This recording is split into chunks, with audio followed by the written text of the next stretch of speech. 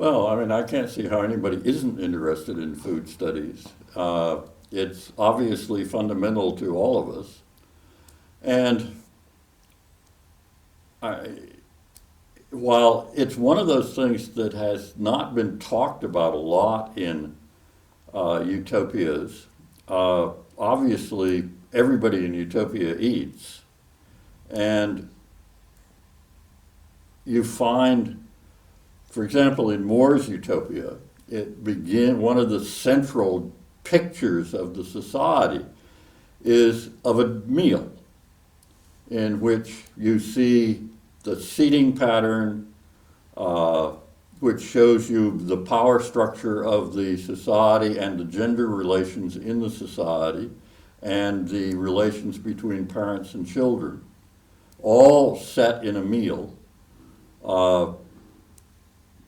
You see, for example, that those who are elderly are given some of the delicacies, so that clearly it's a sign that the elderly in More's society are honored. So that's just an example, and you find such examples throughout utopian literature. And obviously in an intentional community, everybody has to eat, and there's the question of, where do you get your food? Who prepares it? How is it served or who serves it?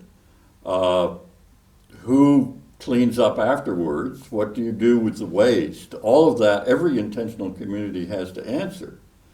And it has, in fact, food has often caused major conflicts within intentional communities because the need for some people to, or desire to have a different diet, the fact that not all cooks are equal, and that